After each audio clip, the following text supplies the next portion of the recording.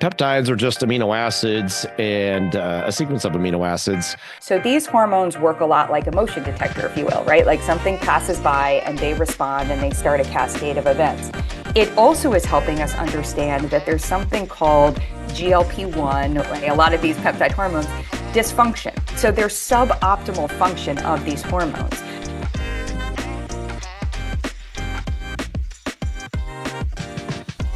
All right, everyone. I have Ashley Koff with us, and she is got a book coming out in the 2026 about GL1P agonists and optimizing them. And we were kind of before we hopped on, we were discussing, the advent of peptides, and gosh, I'll probably get censored here for peptides, talking about peptides again, but peptides are just amino acids and a sequence of amino acids, and Ashley was just telling me, her positioning really on what this is helping us understand. So I'll just let her carry on from there because I'm very interested to hear what she has to say. Thanks so much, Rob. So, I think the question that I get asked a lot, or we're hearing asked, is like to shot or not. And that really is the wrong question, right? So first of all, if we understand what the shot is, and the shot is a synthetic version. So I'm talking about the shot, maybe it's Ozempic or Wegovy, or maybe you're using a compounded version of the ones that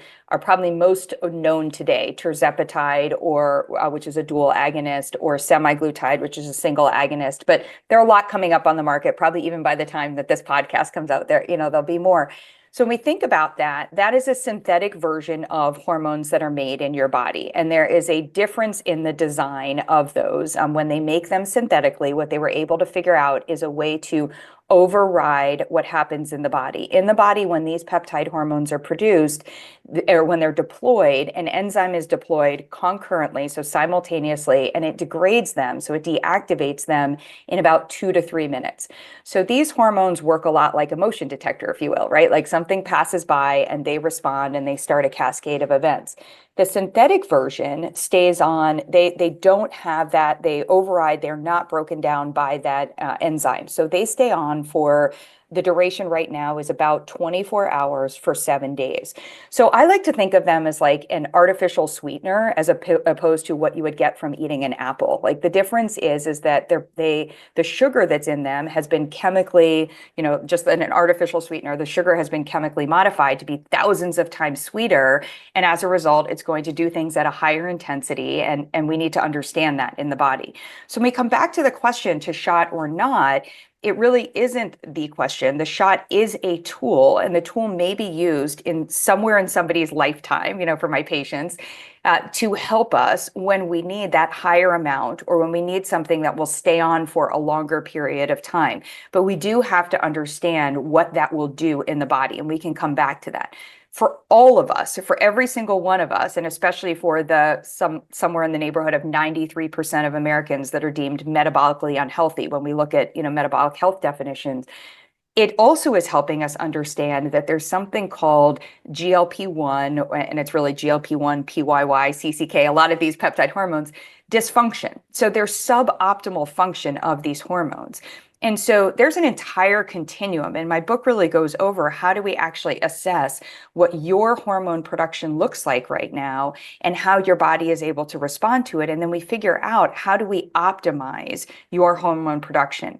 And that optimization is going to take us through something I call our weight health ecosystem, but like all the different systems in our body that are involved in metabolic health. So we really have this huge opportunity thanks to the shot and to what everybody is seeing happening, as a result of the people who are taking it, to understand what all of us can benefit from, which is how do we actually figure out is there suboptimal function of our own hormones, and how do we then, what tools do we use, what processes are involved in optimizing our own. So I'll pause there. Does that track for you, like kind of in a different way? Yeah, when I think of it globally, we all talk about enzymatic function. So, basically, when you're trying to, have homeostasis in a system, the ability of, or how I think of it is, you can't pick your parents and you can't outrun a bad diet. So if genetically you inherit, whether it's a a gene that has incomplete penetrance like BRCA, or if you have a gene inherited that is more of variable expressivity like Marfan's FN AB1 or something like that, basically, from my understanding, basically what you're saying is because we have that, and I don't know if you're saying it's, a gene specifically because there's probably a number of them involved, one that's got incomplete penetrance or variable expressivity, our capacity is the problem. So if you're eating whatever, so much sugar that you can't handle it, then enzymatically it's incapable of maintaining homeostasis, and then we get what we get out of that. So I always think of it like that in terms of genetics. That certainly peptides to me have had some. I mean, for me personally, I can't think of another product from big pharma that's had such an impact on modifying behavior. Because I don't really, not that I was sitting there as part of a trial, but man, so if you look at what it's going to do downstream, you're going to change, because I'm a surgeon and dealt with all of the end organ damage from different diseases. You're going to really change how I think of like chronic renal disease. I mean, are you going to have, it's me when I think of it, like dialysis is not going to, it's not going to ever go away, but it's going to diminish. Absolutely. And I love where you're taking that. The surgeon is one who really understands, the old adage, like the hip bone's connected to the thigh bone, this just like kind of how is this all operating? And one of the really important things about these peptide hormones, so first of all, they're made in the lining of our digestive tract throughout. So, and I really look at GLP-1 not in isolation. I look at it with PYY and CCK and then there's amylin and there's GIP. I mean, there's a lot of these peptide hormones. That's why the protein quality and the amount of protein, and our body's ability to break down and use these amino acids is so important. But it's made in the lining of the digestive tract. So if we just think myopically there, not even globally, at how many things injure the lining of the digestive tract, right? So we have I was a kid that was given like antibiotics prophylactically, by the time I was probably 10, and just tons of them. And it really wreaked havoc on my gut. We know that there are toxins in the environment today, pesticides, herbicides, residues, metals, things like that are challenging to the body. We know that there are things as simple as drinking alcohol, that is going to impact or taking a Tylenol and ibuprofen, like these are going to be impacting the lining of the digestive tract. And so that's going to impact your body's ability to produce and deploy these hormones. But additionally, the hormones are deployed through the vagus nerve. And so when we look at vagus nerve dysfunction, another huge area, and as a surgeon, you're super understand this part, just when we look at the nervous system and we look at the body's ability to transport these hormones to the receptor sites, throughout the body. You bring up the kidneys, we now know that there are GLP-1 receptor sites on the kidneys, that they're the heart muscle, that they're on, we're not just talking about the pancreas and diabetes on that part, and we certainly know that they're in the brain. So the body's ability to get these to where they're supposed to go is going to be impacted when anyone experiences, I don't know, stress or trauma, or if you have nutrient insufficiencies that make the vagus nerve feel, as our mutual colleague, Dr. Nawaz Habib talks a lot about, unsafe in some way. When we don't have enough acetylcholine or when we don't have enough omega-3s, that's going to impact our vagus nerve health. And so what we're basically seeing, and the reason I use the term weight health ecosystem, is we can no longer look at metabolic health as, what's going on in your digestive system, what's going on in your, what is your cholesterol, what's your BMI, what's your blood pressure. We really need to do a more thorough assessment of the body and understand the interdependence, of all of these nutrients. So your body's ability, so yes, we need to think about, am I able to make enough of these hormones? Are they able to be deployed in their active state and get where they're supposed to go? Are the receptor sites actually healthy enough to receive them, in that part? And then when that happens, are the cascading reactions, that are signaled, are those going to occur? There's a lot of places in modern day where all of those things are then challenged, whether it's too much messaging coming in and overwhelming the vagus nerve, or what we're doing to the digestive system, where it's insufficient, et cetera. You're going to have upstream and downstream interactions or challenges when you don't have optimal levels of these hormones. But you're also, when you add in the synthetic version, the one that stays on now for 24 hours, 7 days a week, you're really going to see significant issues. And I'm pretty disturbed by the fact that they're calling them side effects, because that would be like if you decided to, as a surgeon, attach an arm to a hip instead of a leg to a hip. Like, these aren't side effects. Like, this is completely intended when you understand how this works. So what we need to be doing is a better assessment of people, and then using the medication as intended, but understanding how the medication works to help optimize people's health while they're on the medication. Isn't that a function then of many times what I see is a lack of understanding about, personal genomics. So if someone doesn't really, I see this bantered about by, the quote unquote health gurus all the time. Like, methylation can cure every single problem. Right. A person was quoted recently that I had to go on and they said 60% of the population had a MTHFR mutation, and really the highest percentage of MTHFR mutations is in Hispanics, not Caucasians. And when you look at the ethnicity breakdown, anyway, my point was, if this is yet another example of that problem, where if you don't really understand someone's personal genomics and how that, like you said, GLP-1 basically predominantly is made in the gut. There's a tiny bit made in the brain. And, it's the goal of it is to stimulate enough or more insulin release and block, glucagon. So, side effects, like you said, to me are like it delays gastric emptying, a huge problem in surgery, because if you get somebody who has delayed gastric emptying, the chance that they could aspirate goes up.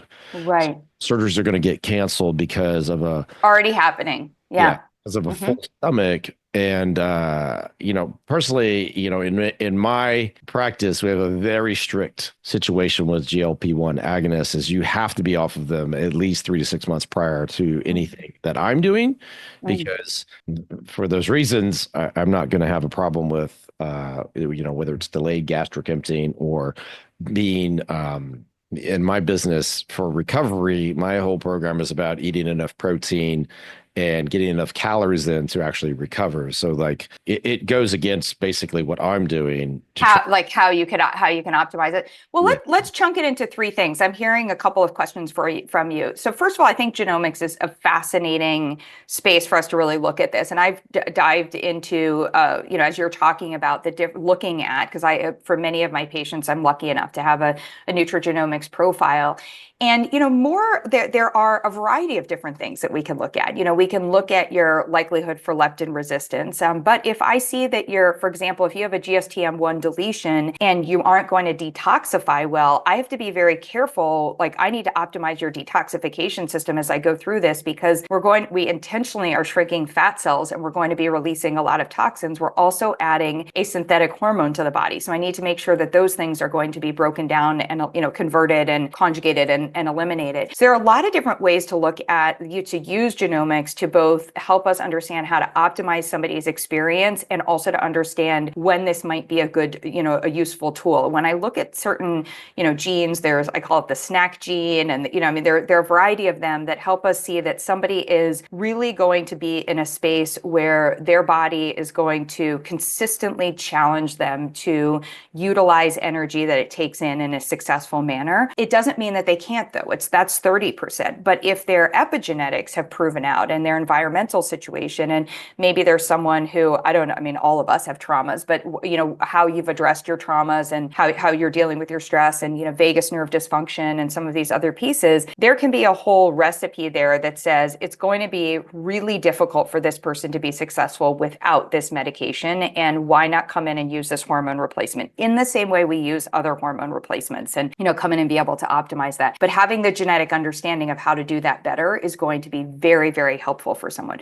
So that's, I think, on that side of it. When we look at, though, understanding that it delays gastric emptying, and I love that you point out, not many people know that hormones like GLP-1 are made in the brain. There is some that's made in the brain. It's made locally and it acts locally there. And we tend to talk about that one a little bit more like a neurotransmitter. So because of what it's doing there, as opposed to it's not doing the same things as what the GLP-1 from the gut is doing. But you're right, it has to get there. And then it's impacting leptin, it's impacting, insulin, so many different factors. But it also, we've seen that GLP-1 and even semaglutide, so the synthetic version, they actually help to repair the lining of the digestive tract. So it's like we understand that this is a necessary agent. Just the question is, do you take do you take it at a dose where it's going to be on 24 hours a day for 7 days? And some of the ones that are coming up, they want to keep it on for longer. And we've learned in the world of oral contraceptives, for example, with women, just some of the pros and cons, or pros and considerations of having things that are, there are some women are on oral contraceptives where they don't get a period for forever,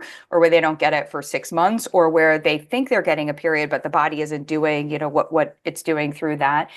We also learned with COX-2 inhibitors, what happens when we decide to fully shut something off, and we downstream, we saw that, like this is bad for the heart. We might shut off, the pain, but this is a problem. And so what you're picking up on is like how many people already have gastric emptying issues, and then we go in and we delay the gastric emptying. So I can't think of like a better example than the fact that, and something like 60 to 70% of adults are using some version of an acid suppressing medication. They're using the medication or an over-the-counter. That's a crazy number when you then think about those people at bare minimum, the practitioners, or if they're buying a GLP-1 agonist online, they're not even asking that question. So then we're telling them on top of it, and this is where I wanted to go with your particular expertise, to eat more protein. What happens when you eat more protein in a system where gastric emptying is delayed, or where you're suppressing stomach acid, and we now have inappropriate or insufficient breakdown of the protein, and now we have more inflammation, and we have more smelly gas, and we have more, disruption to the small intestine and the microbiome. You see how this is a recipe for disaster. My point in all of this is, if you and I can have an informed conversation that we understand all of this, we should be able to, and what I'm seeing in my patients who are choosing to use the medication where that's the better decision, collaboratively with their healthcare team, we can address these. These aren't things that like, this medication doesn't make you lose muscle, this medication doesn't make you have constipation, this medication doesn't make you X, Y, or Z. It exacerbates underlying dysfunction, and it also comes around and will reveal things that you maybe don't know, and then we need to be able, to address and hopefully, to be able to prevent those where we have good information. Yeah, I've monitored several discussions about this, lately, and from our perspective, surgically, programmatically, I've gotten, I guess, more and more aligned with everybody's got to work on multiple things prior to surgery, so that your preparation, if you will. Yes. Whether it's a surgical procedure or just like this, undertaking an intervention where you're going to inject something. If you do it quickly without enough thought, I don't want to say hastily, because I hope nobody's just doing this hastily, but thinking about, what's going to happen if in fact you already have constipation, or if you already have, a lot of problems with your nutrient absorption, is very complicated. And I spend a fair amount of time through either video or interviews discussing, our take on it, because in order to heal anything, you have to, take in enough amino acids, enough protein. That's going to create more problems with fermentation in the gut if you don't upgrade the patient's enzymatic activity. So we always are, talking about that and giving an option of something that has more proteases in it, which is the digestive enzyme. So there's lots of those options as well. But like for the standard discussions, that may not be happening in general. If I'm going to be probably pretty candid about that, I don't know how many providers really can go into that amount of detail And if they have access to someone like you or another, nutritionist or dietitian who can help them, that would be great. That's probably pretty complicated in most settings, given the constraints on providers with time. It's just, I mean, if you can't I guess we can all agree that's you have to have that conversation before you get down the path of this. Yeah.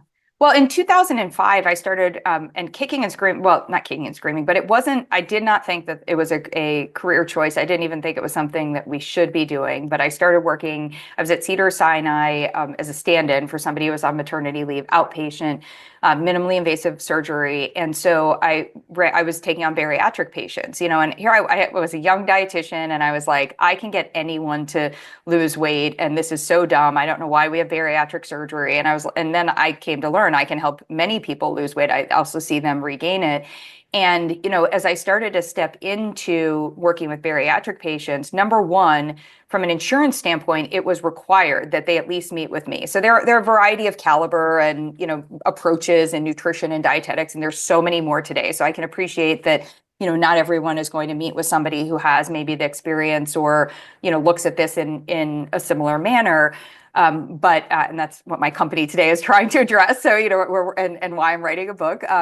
But when we look at this, I remember at the time just being like, okay, if we at least a month out start working with people on how to meet your protein needs and how to optimize your digestion, and this was just a month out. I wish that we had 3 or 6 months, on that part.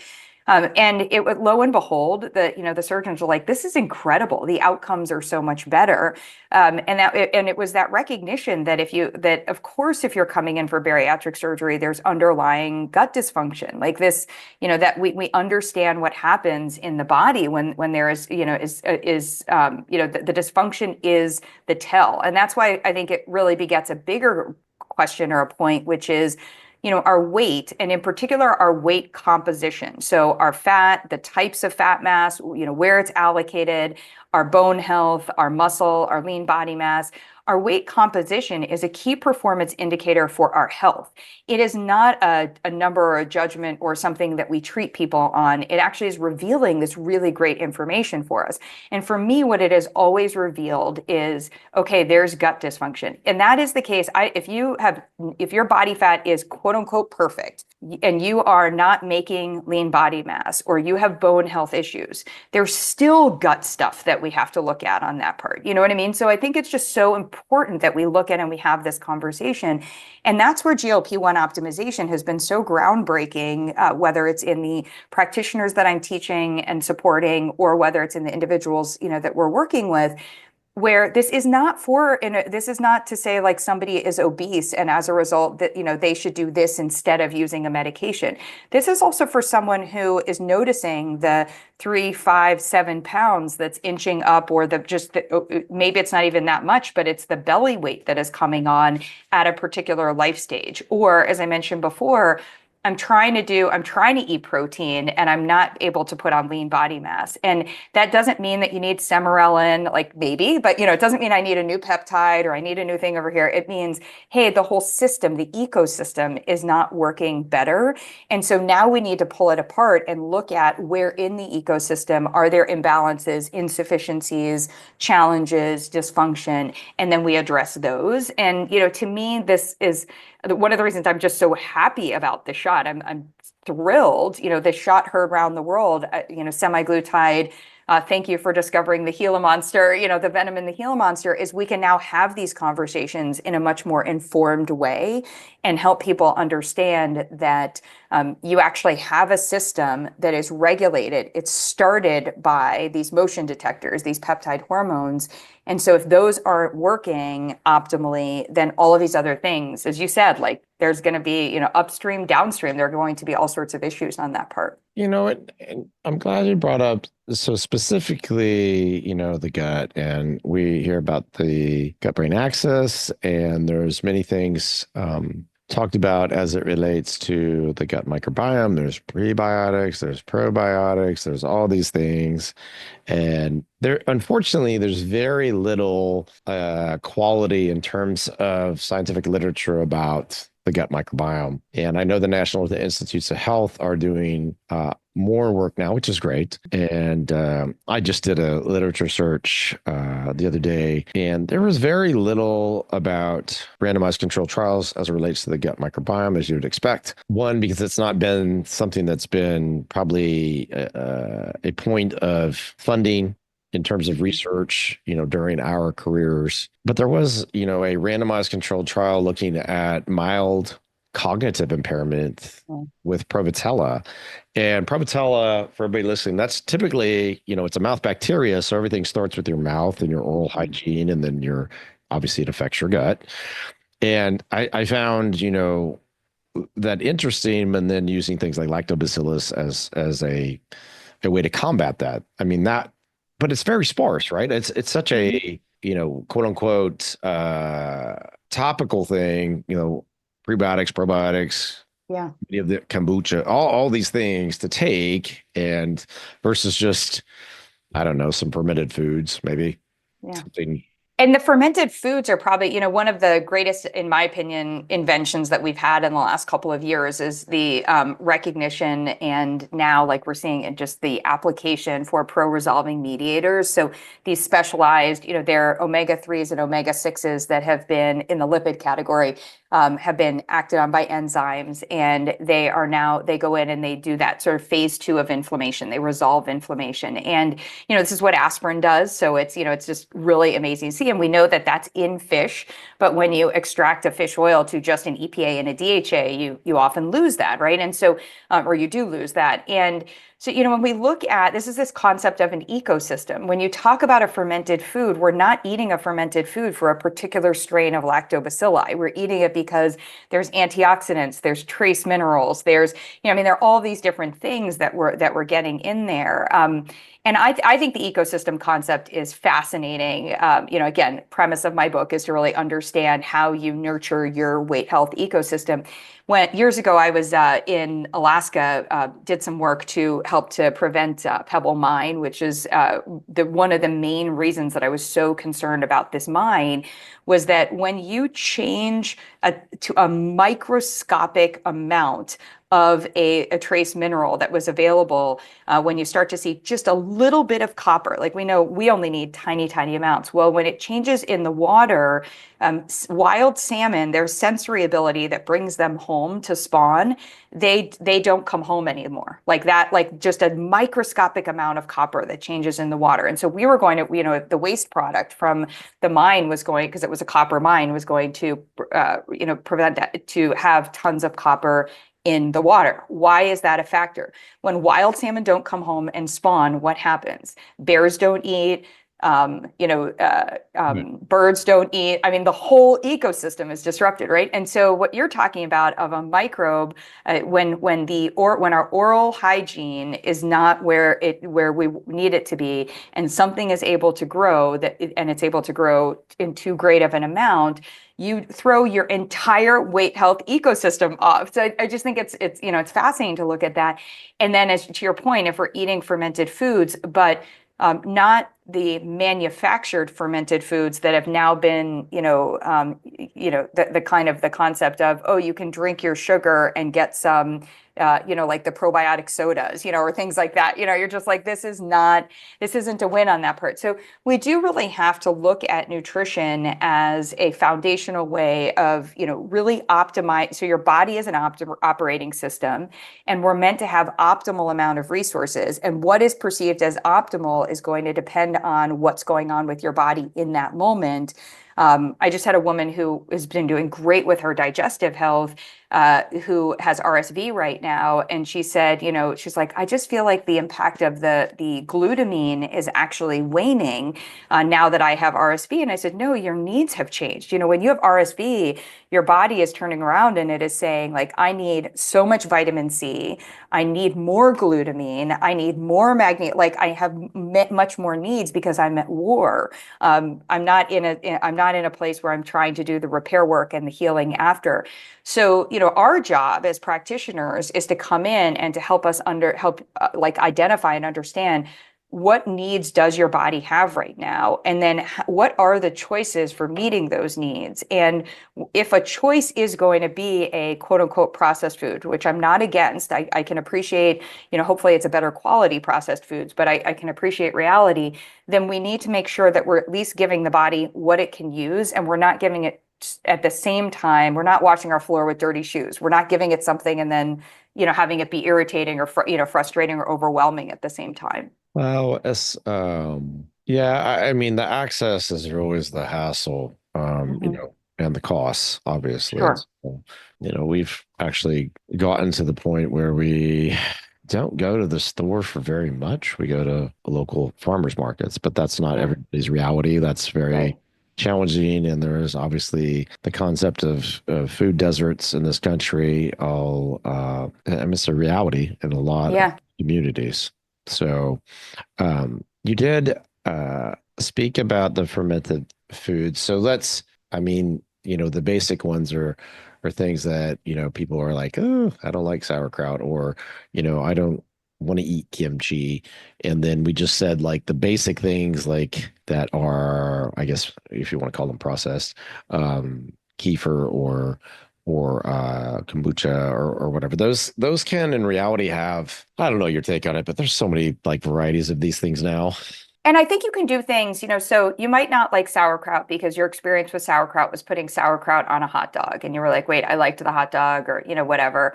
Or maybe now you're not eating hot dogs. So there also are things that we can do with it, so I'll take, I have a dressing that I like. It's got some ginger and some apple cider vinegar and some olive oil and some other stuff. And I'll mix that with the sauerkraut and I put some seeds on it because I personally, the texture of the sauerkraut alone might feel a little bit like, off. And that's appealing to me. And, it kind of depends or like what you have it with.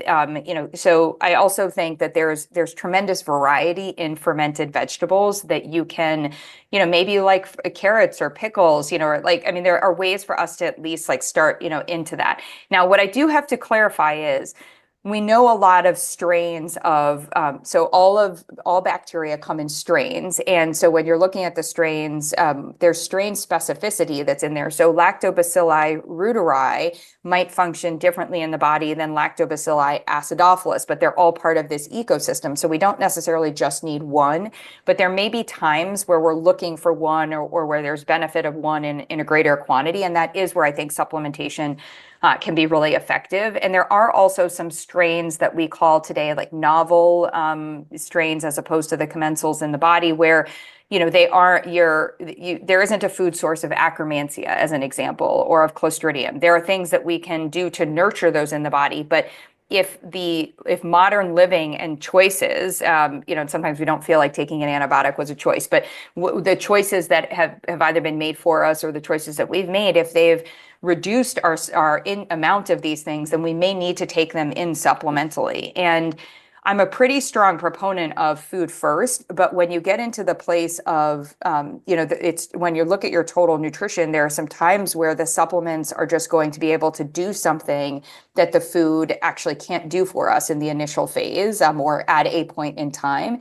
And then there's a big distinction between food and fortified food. So a lot of people will say to me, oh, like, instead of taking a B vitamin complex, you should eat nutritional yeast, and it's big in the plant-based or plant monogamous community.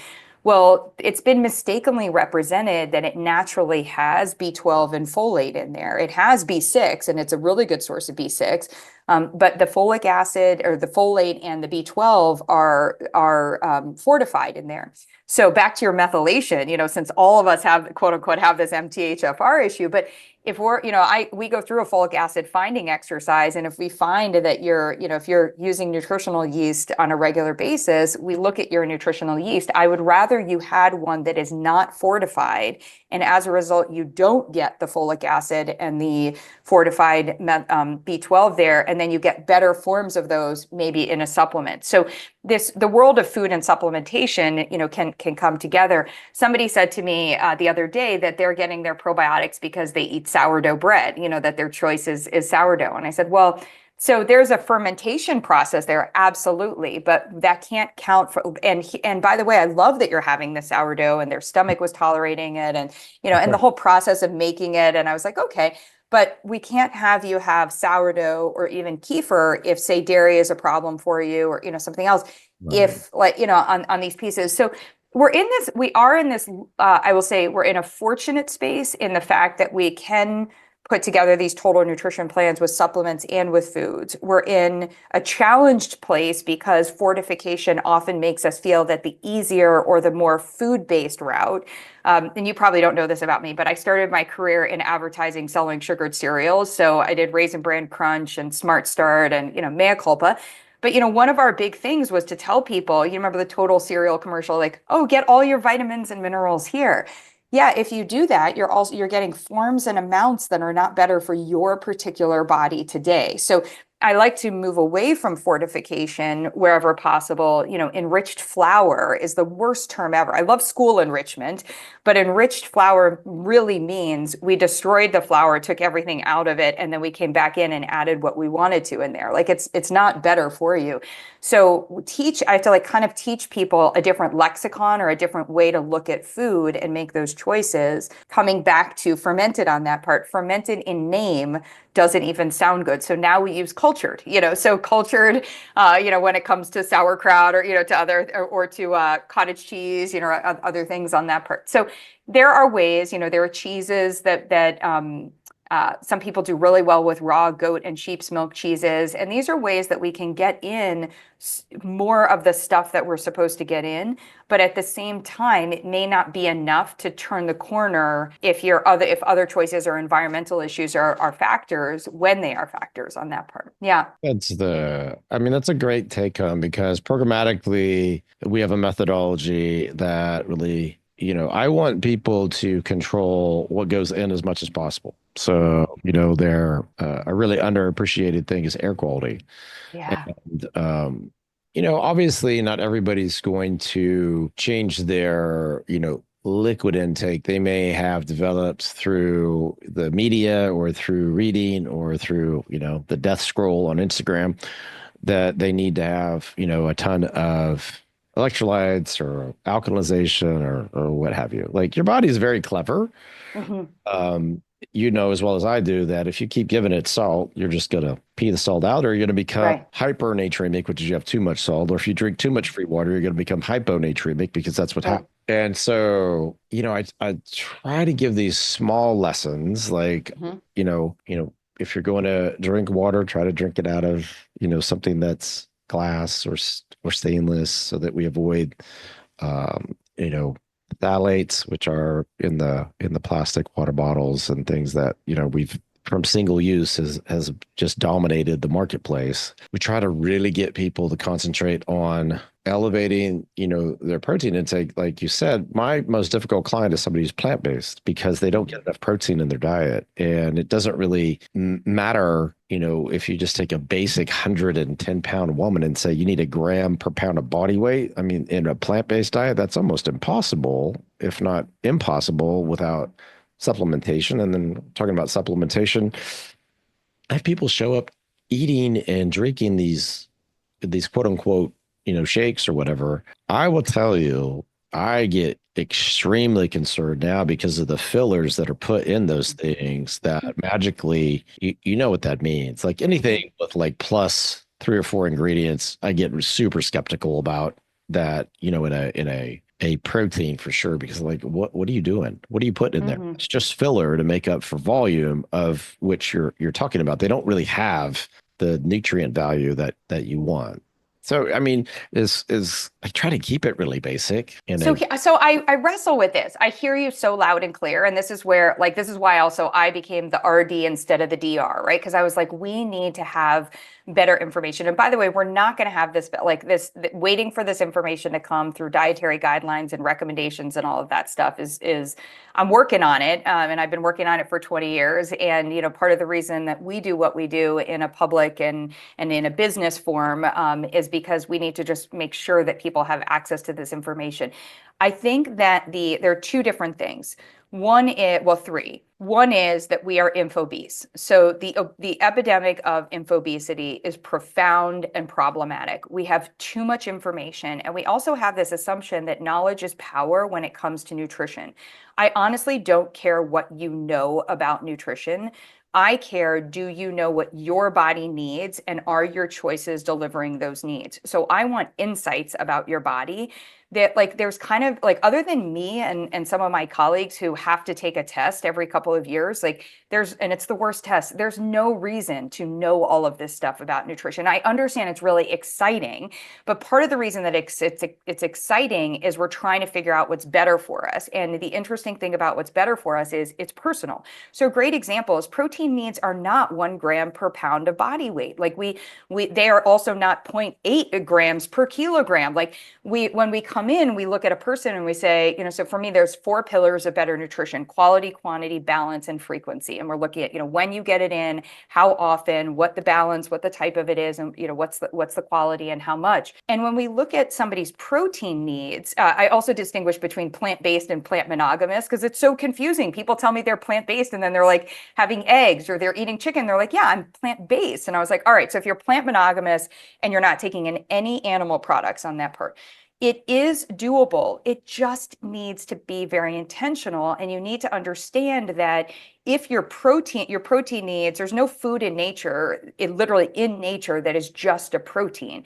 They are going to bring in carbohydrates, they're going to bring in fats. And so you need to make sure that your balance of nutrients isn't throwing things off.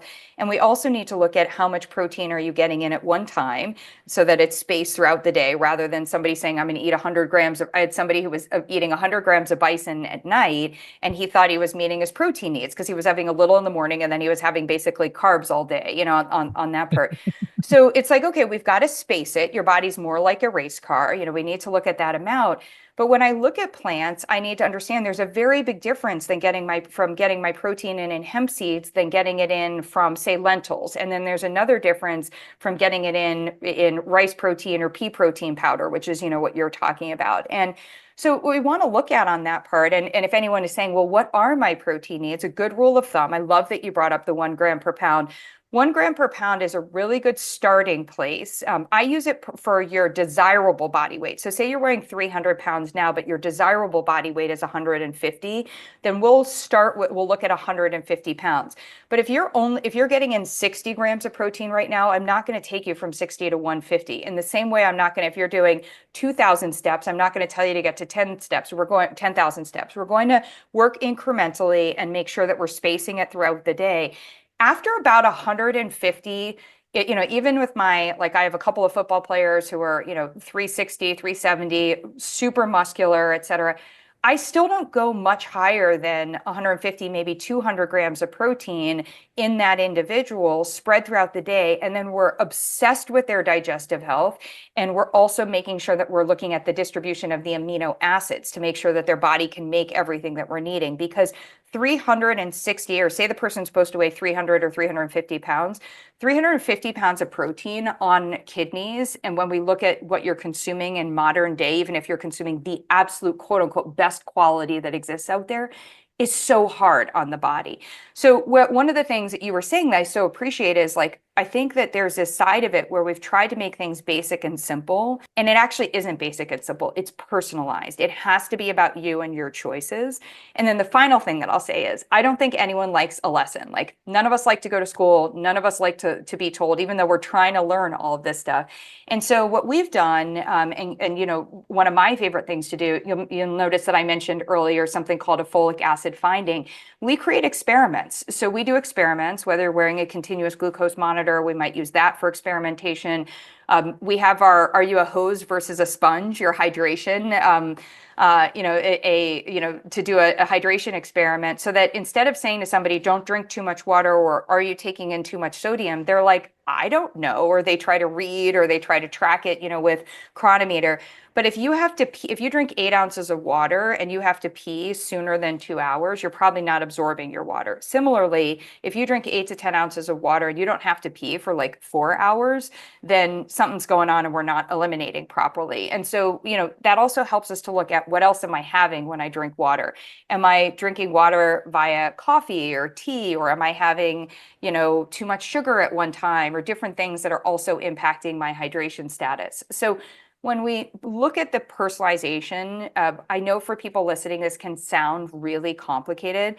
The most important thing for you to get your ROI on any of your health investments, including your time, including your hope, and this is really key when we bring it back to the GLP-1 conversation, is for you to have someone who can work with you to get those insights and for you to personalize. And it's why we make so much of our content available. I personally do. I do, conversations like this, and I'm writing a book. At the Better Nutrition Program, this is why we work with people all over the country and try to make it affordable. And if you're working with a practitioner that is not helping you personalize, demand more of that relationship or find a new relationship, because you're going to end up in this space of, if somebody sends you out the door with a eat this, not that, and you don't like half the foods on the eat this list, or you don't know how to make them, or they're not delicious, or you don't think you tolerate them, or they tell you just, have this amount of this, or don't do this. That's not personalization. It might be a starting point, but that's where a dietitian or a nutritionist can really be helpful. Now, the kind of, I mean, that's what's lacking, right? Like Yeah. everybody Yeah. is, they're searching for those answers, and as much as we're trying to, help explain, I find a lot of disconnect with the messaging, right? There's so much information. It Yeah. is, I mean, I could spend all day dispelling rumor, myth, and other crazy things that are said about, whether it's surgery Yeah. or like someone asked a specific genetic question. And because I've made that such an emphasis in our practice to personalize Mhm. how we, address patients, Yeah. by default, I'm getting asked other genetics questions. And, I'm not a genetic counselor, obviously. And all of the things that we learn help, personalize how we take care of patients. To your point, like, what are those triggers? Are they somebody who's got the snacky gene? Are they going to Mhm. binge? Are they going to Mhm. be someone who has difficulties with detoxification, like you mentioned, either from a GST1 or a COMT or FUT2 Mhm. Mhm. patient. I mean, there's a whole host of things that go Yeah. into why people behave the way they behave. Certainly, trying to wrap it up. I like the fact that you have a book coming out about GL1P1s. I'm sorry, GLP1s. The Mhm. thing is, by the time it's out, I mean, my gosh, how much further down the road are we going to be with those, medications? Obviously, that's to be determined, but certainly it's another tool in the toolbox to help patients. I don't think any one thing is ever going to resolve all of the things that, we encounter in daily, practice. If people want to work with you or with your team or learn more about you, where can they go to find that information? Yeah, I love this. I mean, I've been doing this for 25 years, and so the all of the materials and the way of that being able to get all of this is available now. I'm not saying like, hey, wait until January 2026. So head to the Better Nutrition Program. This is an opportunity for you to get a truly personalized plan. Whether you work with us to implement the plan or not is totally your choice on that piece. And at thebetternutritionprogram.com, you can see the different resources that we also have available that, we have free resources, we have access to different tools. If you're a practitioner, we have certification in GLP-1 optimization for practitioners and coaches. So a lot of opportunity on that part. And the other thing is, wherever this is posted, if however you follow Dr. Rob, we are happy to interact with you. I'm happy. I answer questions on my newsletter, 3 a month, Ask Ashley's, and we go through how would I personalize this. So you also don't have to choose to invest at this point in time if that's not an option for you. I do need you to choose to demand more and demand better. That's your responsibility. I will never say somebody is non-compliant if they're trying, but if you are just following what somebody is telling you and it doesn't feel like it's working or it doesn't feel like it's doable, please demand more or find a better, I call it a better, not perfect, as my sweatshirt says, a better, not perfect solution for yourself. Thank you so much. Thank you.